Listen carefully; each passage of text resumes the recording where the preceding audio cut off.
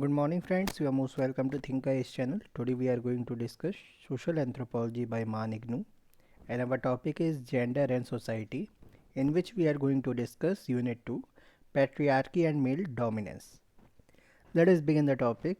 First of all, we will discuss the content part. First, introduction. Second, theoretical perspective on the origin of patriarchy. Third is sexuality of women and male dominance. Fourth is historical perspective on women's productive and reproductive roles. Fifth is patrilocality, matrilateral kinship and patriarchy. Sixth is marriage pattern and the institutionalization of patriarchy and male dominance. At the last we will discuss summary. Learning objectives are: after having read this unit, you should be able to define and understand patriarchy and male dominance, understand the origin of patriarchy, understand that how control over women's sexuality is a reflection of patriarchy, understand the dynamics and linkages between production, reproduction, and patriarchy, locate patriarchy in an anthropological, historical, and archaeological perspective, understand the institutionalization of patriarchy and male dominance through kinship, family, and marriage patterns, etc., and understand how caste and patriarchy are interlinked and how caste becomes an instrument of male dominance and patriarchy. Let us begin the introduction part. We are living in the so called modern, or by some standards postmodern world, which is based upon the ideology of egalitarianism and universality. But try and look around and you will find lots of examples that are contrary to the general conception about this 21st century. We are still carrying the burden of traditional divided society, which was based primarily on ascribed statuses that ensured the place of a person in a particular community, caste, or group by virtue of her birth in the particular group.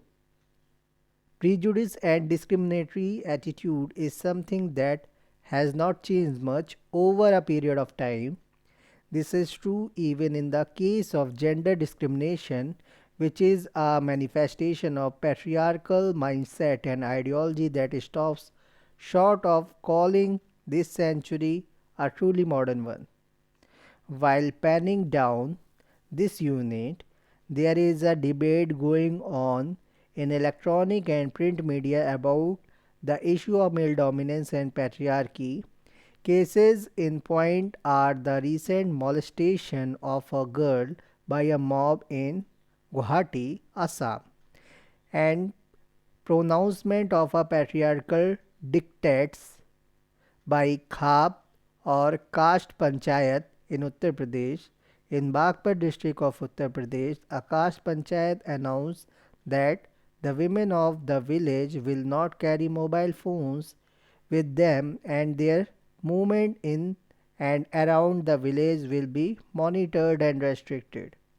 Similarly, in Assam, a girl was molested by a mob publicly and in full view of the media. These incidents also highlighted the insensitivity and callous attitude of some agencies that were supposed to be the custodians of women's rights. This brings us to the point where we should understand and rethink about how our society is structured in a manner that is biased towards a male member and overlook the rights and privileges of women. Raj Lakshmi, 2012. Sometimes the state apparatus also behaves and is structured in such a way as to promote male dominance. One can look at the example of Hindu Succession Act 1956, which was amended in 2005 but still contains provisions that are in favor of women's husband's family. This act relates with the succession of property. It is stated in the act that the self-acquired property of a woman who dies without writing her will and in the absence of her husband and children will belong to her husband's family and not to her parents. This is a clear reflection of a societal and traditional norm where a woman after marriage is considered to be a member of her in-laws family and not to her natal family.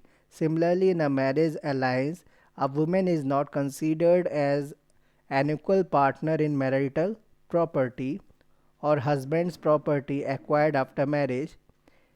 This inequality devalues her contribution towards the marital property in terms of her labor that she provides under the rubrics of housekeeping and as a primary caregiver to her children and husband. Singh 2012, Rao 2008, and Pal 2004. Beside these examples, there are other more visible instances like sex selective abortions that indicate towards a generalized discriminatory attitude towards women.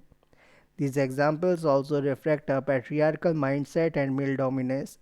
The next section will deal with the definition and theoretical perspectives on patriarchy and male dominance.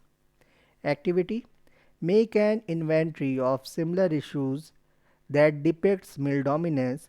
Look around for such examples. Read newspapers and magazines for such news that depict a power relation between male and female. Next heading is theoretical perspectives on the origin of patriarchy. Now one may wonder, how can we define patriarchy? It is a rather tricky question. As with other kinds of definitions related with social phenomena and concepts, defining patriarchy in its entirety is not always possible. It is therefore better to understand the concept rather than getting into some watertight definition.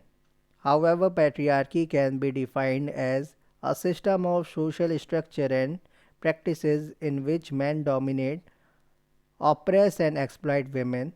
Walby 1990. This definition clearly outlines the nature of patriarchy, which is ingrained in our social structure that gives it a very fundamental character. Based on this social structure, men dominate and exploit women, and their action gets legitimatized by the existing structure through institutions like family, kinship, marriage, religion, class, caste, race, etc. Patriarchy envisages within itself a form of power relation between men and women.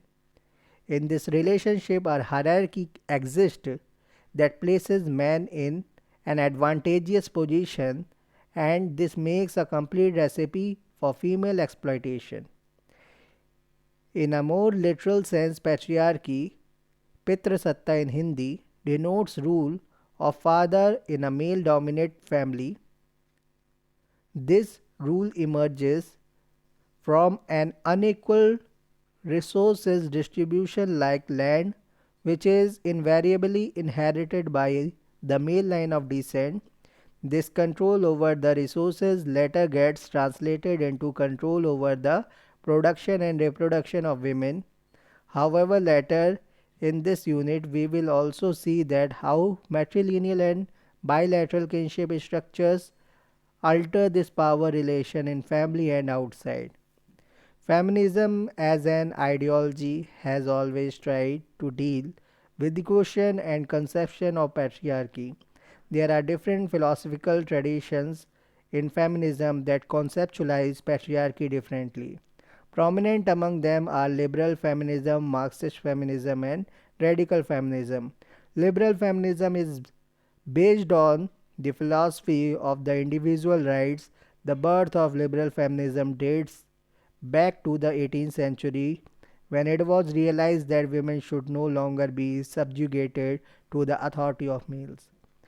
It was in this context that liberal feminists challenged the customary and legal framework that reflected a biased understanding of women based on their inferior physical and intellectual capabilities, which were used as instruments to subjugate and subordinate women. It is with the writings of Mary Wollstonecraft that one traces the birth of liberal feminism as a separate feminist movement in her Magna Carta, a vindication of the rights of women. Wollstonecraft advocates for equal opportunity for both men and women. She emphasizes that it is imperative that women are educated and made aware of their political and social rights in order to claim equal status at par with men. In the 19th century, John Stuart Mill emerged as the leading scholar of liberal feminism and advocated that women are required to participate equally and proactively in various societal affairs and hence strive for equality. Mill 1869, Einstein 1981. Liberal feminist advocates that women should not only be confined to the domestic domain, and there should be equal opportunity for them to participate in the public and political spheres of life. According to them, patriarchy has confined women to the four walls of the house, and therefore they need to get liberated in order to come out of the clutches of patriarchy. Liberals attacked the myth that women, because of their feminine behavior, are not suited for outside world and therefore they seek refuge and security within the domestic sphere of life. However, liberal feminism is being criticized on the issue of being very individualistic and therefore totally overlooking the structural, societal, and familial basis for male dominance and patriarchy. Liberal feminism is being criticized on the issue of being very individualistic and therefore totally overlooking the structural, societal, and familial basis for male dominance and patriarchy. Liberal feminists do not take a critical view of family and are focused solely on capturing space and rights for individual women in the public domain. They are also being criticized for being elitist since most of the rights gathered in this manner will be availed by the so called upper class or caste women. Therefore, this stream of feminism did not voice the concern of other differentially suppressed women on the basis either of class, caste, race, etc. Again, on the issue of origin of male dominance and patriarchy, liberal feminists are found wanting. They do not provide with a theory that can explain the circumstances that led to patriarchal setup and male dominance in society. This gap was, however, filled by Marxist feminist or Marxist feminism that deals with the issue of origin of patriarchy and male dominance. Marxist feminists are of the view that patriarchy originated with the origin of private property. Engels 1948. It is with the emergence of private ownership of property and its transfer through the male line of descent that patriarchy as a social structure was born. They also relate the concept of patriarchy with the capitalist mode of production. However, they have been criticized for just adding the issue of gender to their already existing framework of the class operation. They are also silent on the issue of women operation before the advent of private property. There are empirical evidences that point to the fact that women oppression and male dominance was present even before the advent of the private property. Claude Levi-Strauss observed that even before observed that the exchange of women is the basic form of exchange and it took place because of some taboo on incestuous relationships, sexual relation between close relatives like father and daughter, brother and sister, mother and son, etc. In each and every society, this kind of taboo required that women be acquired from a group outside one's own, and thus clan lineage village exogamy originated. This gave rise to the manipulation of female sexuality and hence the emergence of male dominance.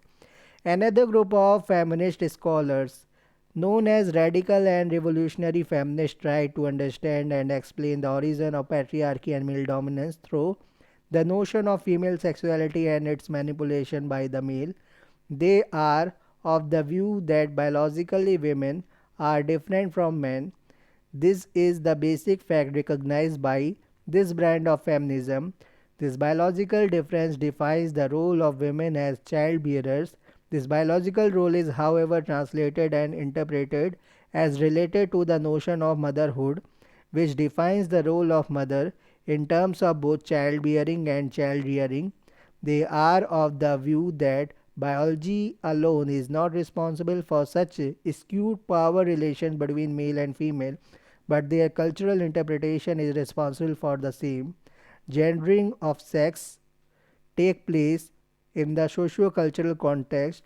In other words, the control of male over the reproductive capacity of female is the root cause of patriarchy.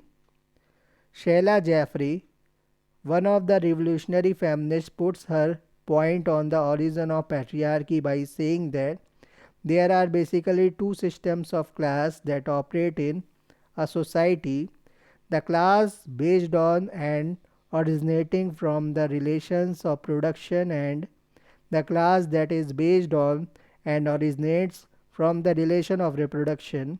It is the second system of class that is responsible for women's subordination and patriarchy.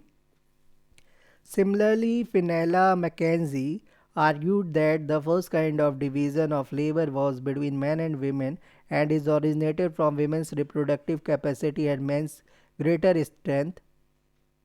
This made women dependent on men and thus gave rise to unequal power distribution. However, she also writes that it is not only because of this differential reproductive capacity that subordinates women, but also this biological differentiation is turned into psychological dependency by men and the social structure as a whole. This stream of feminism is, however, criticized for being biological, determinist, and reductionist. It also does not provide any alternative to end patriarchy or improve the condition of women. They advocate that women should be made aware of this kind of subordination, which in turn can help in improving their condition. Becky, 1979, Levin, 2006, James, 2010, Grenada, 2007. Thank you very much.